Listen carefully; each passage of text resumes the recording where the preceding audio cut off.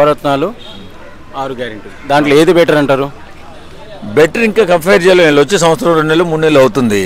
ఆయన 5 సంవత్సరాలు సుదీర్ఘంగా 5 సంవత్సరాలు సంపూర్ణంగా పరిపాలన చేశాడు జగన్మోహన్ రెడ్డి. వీళ్ళు ఇప్పుడే కదా స్టార్ట్ అయింది.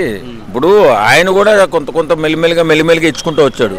ఒక్కసారిగా అయితే ఇచ్చేలేదుగా. ఇప్పుడు వృద్ధాప్య పెన్షన్ ఉంది 2250, తర్వాత 2500, ఇంకో సంవత్సరం మీద 2750, ఇట్లా ఇచ్చుకుంటా లాస్ట్ అతను దిగిపోయే టైంకి 3000 ఇచ్చాడు. వీళ్ళు ఒక్కసారిగా వచ్చి 1000 రూపాయలు పెంచారా లేదా? 4000 చేశారు. సామాన్యమైన పని కాదు అది. 2000 ఉండేది, 2000 నుంచి 2200, 2000 చంద్రబాబు నాయుడు గారు 2 ఇచ్చేవారండి గతంలో. ఆయన 2200, 2200 అట్లా పెంచుకుంటూ 3000 దాకా తీసుకొచ్చాడు. వీళ్ళు వచ్చి వృద్ధులకి ఎక్కువగా ఉపాధి కావాలి కాబట్టి, చాలా ఇబ్బందుల్లో ఉన్నటువంటి పేద కుటుంబాలు కాబట్టి 4000 చేస్తున్నామని చెప్పి 4000 చేశారు ఒక్కసారిగా. గెలిచిన నెలలోనే చేసేశారు. కాబట్టి ఈ ప్రభుత్వాన్ని అంచనా వేయడానికి ఇంకా కరెక్ట్ కాదు. ఎందుకంటే జగన్మోహన్ రెడ్డి బాగా చేసాడని చెప్పలేం, ఈ ప్రభుత్వం తక్కువ చేసిందని చెప్పలేం. చాలా సమయం ఉంది. కాకపోతే దీన్ని పకడ్బందీగా ప్లాన్ వేసుకుంటూ వెళుతున్నారు వీళ్ళు ముగ్గురు కూడా. చంద్రబాబు నాయుడు గారు కానీ, పవన్ కళ్యాణ్ గారు కానీ, వీరు కానీ, లోకేష్ గారు కానీ, ఎక్కడా కూడా ఎలాంటి ఇబ్బంది లేకుండా అన్ని రంగాలు అభివృద్ధి చెందాలి. ఓ పక్కన ప్రతి రంగం కూడా అన్ని రంగాలు అభివృద్ధి చెందాలనే ఆలోచనలో ఉన్నారు. సంక్షేమం ఇస్తూ ఈయన ఏం చేశాడు జగన్మోహన్ రెడ్డి? సంక్షేమాన్నే నమ్ముకుని ముందుకెళ్ళిపోయాడు. సంక్షేమాన్ని నమ్ముకుని ముందుకెళ్తే ఓట్లు ఎక్కువగా పడతాయి, తర్వాత మనం 30-40 సంవత్సరాలు ముఖ్యమంత్రిగా మనమే ఉందామని ఆలోచించాడు. కానీ బిడ్డల భవిష్యత్తు గురించి ఆలోచించే తల్లిదండ్రులంతా కూడా ఈయన్ని వ్యతిరేకించినందువల్ల ఓడిపోయాడు. ఇప్పుడు ఎవరైనా బిడ్డల కోసమే బతుకుతుంటారు తల్లిదండ్రులు. మరి వాళ్ళకు భవిష్యత్తు లేకుండా వీళ్ళేదో పప్పు వేలాలు పంచినట్టు అందరికీ పంచేసి, కొంతమంది పేదవాడికి ఇచ్చి, కొంతమంది అరగనవాడికి ఇచ్చి, కొంతమంది అరగనవాడికి ఇచ్చి, ఎలా ఇచ్చి సర్వనాశనం చేసేస్తుంటే రెవెన్యూ మొత్తం. మరి తల్లిదండ్రులు ఉంటారు కదా, నా బిడ్డ ఎక్కడికో పోయి ఢిల్లీలో, బొంబాయి, హైదరాబాద్ పోయి ఉద్యోగం చేసుకోవాలని ఎవడో అనుకోడు. మన దగ్గర ఉంటే వారానికి 2 రోజులు మన ఇంట్లో ఉంటాడు, బ్రహ్మాండంగా మనతో హాయిగా ఉండొచ్చని ఆలోచిస్తారు తప్ప, అలాంటిది బిడ్డల భవిష్యత్తు లేకుండా చేసిన జగన్మోహన్ రెడ్డిని ఓడించేశారు. ముందు ఎవరైనా సరే పరిపాలన చేసేటోడు అన్ని రంగాలని కూడా అభివృద్ధి చేసుకుంటూ, ఇందులో విడిపోయిన తర్వాత రాష్ట్రంలో ఉద్యోగ అవకాశాలు చాలా తగ్గిపోయిన ధర్మిలా దాన్ని ఎలా పుటప్ చేయాలి, మన బిడ్డలకు ఉద్యోగాలు ఎలా రప్పించాలి, ఏ రకమైన ప్రణాళిక వేసుకోవాలి, ఎలాంటి ఫ్యాక్టరీలు కట్టాలి, ఐటీ కంపెనీలు ఎలా తీసుకురావాలని ఈ ప్రణాళికతో ముందు వెళ్ళాలి. ఏ ముఖ్యమంత్రి అయినా ముఖ్యమంత్రిగా అయినాడు. జగన్మోహన్ రెడ్డి అది ఆలోచించలేదు, ఓన్లీ సంక్షేమాన్ని ఆలోచించాడు. సంక్షేమంతోనే అతను పరిపాలన చేశాడు. వీళ్ళు వచ్చిన తర్వాత పోలవరం కానీ ఇవన్నీ కూడా పూర్తి చేయాలని దృఢ సంకల్పంతో ప్రతి చోట అభివృద్ధి చెందాలి. ఇంకా 2 ఉన్నాయండి. ఇప్పుడు 6 ఇంకా 2 ఉన్నాయి అనుకుంటున్నారు. ఏది బెటర్ అనుకుంటున్నారు మీరు? నవరత్నాలు బెటర్ అనుకుంటున్నారా, 6 పథకాలు బెటర్ అనుకుంటున్నారు? ఈ రెండింటికి కూడా ఒక చరిత్రలో మనకు సామెత ఉంది, నవరత్నాలు అంటే నవగ్రహాలని. అన్న వాళ్ళు అనుకునేవి చేసారు, సక్సెస్ అయ్యారు. కాకపోతే ఇక్కడ చిన్న మైనస్ పడి ఎఫెక్ట్ పడ్డది. ఇప్పుడు వీళ్ళు 6 పథకాలు చెప్పారు కదా, 6 కూడా మనకు ఏదో షడ్రుచులు అంటారు.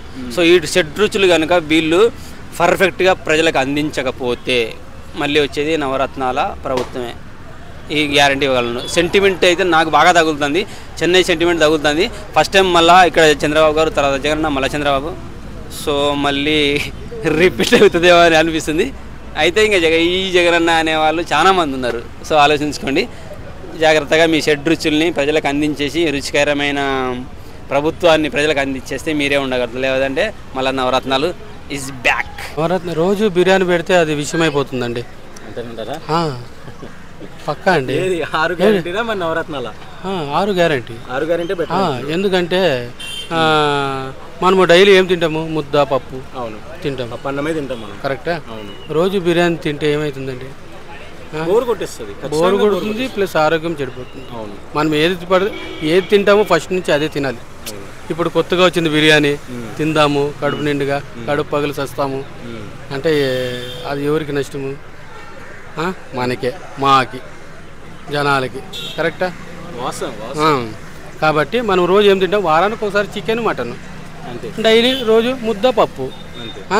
ఇదే జరిగిపోవాలి. అది ఆ ప్రభుత్వం ఏమేం చేస్తుందంటే పైకి ఎత్తిస్తారు, పై నుంచి దబ్బేస్తారు. ఏది ప్రభుత్వము? వైఎస్ఆర్సీపీ. 6 గ్యారెంటీలు ఓకే పక్కానండి. ఎందుకంటే ఒక ట్రాక్ లెవెల్గా పోతుందండి. దాంట్లో అప్ డౌన్ ఉండదు కాబట్టి రోడ్డు కరెక్ట్గా ఉంటుంది. టీడీపీ ప్రభుత్వంలో మాత్రము అభివృద్ధి బాగా జరుగుతుంది. సోమరితనం చూపించదు. వాళ్ళ పని వాళ్ళు చేసుకోవాలి. వాళ్ళు ఏది తింటే డైలీ ఏది తినాలో అదే తినాలి. అది ప్రభుత్వం అవుతాయండి. ఇంకా సంవత్సరమే కదండి, ఇంకా ఉంది కదా టైము, అవుతుంది. జగన్మోహన్ రెడ్డి గారు పింఛను కూడా సంవత్సరానికి 250 రూపాయలు వేశారు. అట్లా 5 ఏళ్ళకి కంప్లీట్ చేశారు. చంద్రబాబు నాయుడు అలా కాదు, ఒకేసారి 4,000 రూపాయలు, వికలాంగులకి 6,000. 6,000 వికలాంగులకు చాలా బాగుంది అంటారు. చాలా అండి. ఇప్పుడు సంవత్సరానికి 250 రూపాయలు నీకు పెంచుకోబోతున్నారు. అప్పుడు నీకు లాసే కదా. కరెక్టా? ఒకేసారి ఆయన 4,000 ఇచ్చేసాడు. ప్లస్ స్కూల్ పిల్లలకి జగన్మోహన్ రెడ్డి హయాంలో ఒకే ఇంట్లో ఒక్కరికి మాత్రమే. ఇప్పుడు నా కొడుకులు ముగ్గురికి వస్తుంది అనమాట. నలుగురికి వచ్చేస్తుంది అందరికి. అంటే అందరికి ఇంట్లో ఎంతమంది చదువుతుంటే అంతమందికి డబ్బు. ఇది చంద్రబాబు ఆయన అవును కూటమి ప్రభుత్వంలో. ఓకే. సో ఇది బెటర్ అంటున్నారు. చాలా బెటర్ అండి. ఇంట్లో పెద్ద తలగా ఎంత ముఖ్యమో చంద్రబాబు నాయుడు గారు అంతే ముఖ్యమో.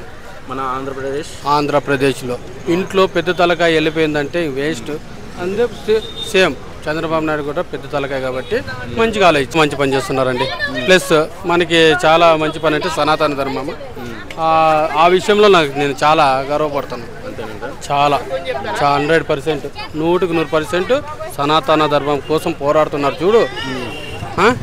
అది నాకు చాలా నచ్చిందండి. చాలా చోట్ల రాముల దేవస్థానాలు అన్నీ కూల్చేశారు. ఎవరు? ఈ వైఎస్ఆర్సీపీ పథకంలో పార్టీలో ఉన్నప్పుడు. అవన్నీ దృష్టిలో పెట్టుకొని పవన్ కళ్యాణ్ గారు చాలా మంచి పని చేస్తున్నారు. ఆయనకు ఒక 1% పవన్ కళ్యాణ్ నా దృష్టిలో దేవుడితో సమానం. పక్కాగా ప్రభుత్వం పవన్ కళ్యాణ్ అయినా చంద్రబాబు నాయుడు అయినా కానీ ఇట్లే జరిగిపోతే చాలా మంచిదే. వాళ్ళు డివైడ్ కాకుండా గెలవడండి. ఎందుకంటే బుద్ధుండేవాడు ఎవడు హిందూ ధర్మం మన హిందువుగా పుట్టిండేవాడు ఎప్పుడు బుద్ధుండేవాడు. నేనైతే మా నాయనకే పుట్టాను. మా నాయనకు పుట్టి వేరే నాయన పేరు చెప్పలేను నేను. అది ఎలా చెప్పుకుంటారు చెప్పండి. అలాంటిదే జగన్ వైఎస్ఆర్సీపీ పార్టీ తెలుసా. ఇప్పుడు రెడ్డికి పుట్టారు, క్రిస్టియన్ చెప్తున్నారు. దాంట్లో ఏమండి వ్యత్యాసము? నేను సాదా సీదా మనిషి, డైలీ 700కి 800 పని చేసుకునేవాడు. నేను పలానా నాయన పుట్టాను, పలానా హిందువుగా సచ్చే వరకు నేను ఇట్లే ఉంటాను. నేను వేరే మతంలోకి పోను, నేను అసలు ఆహ్వానించను, నేను ఎంకరేజ్ చేయను.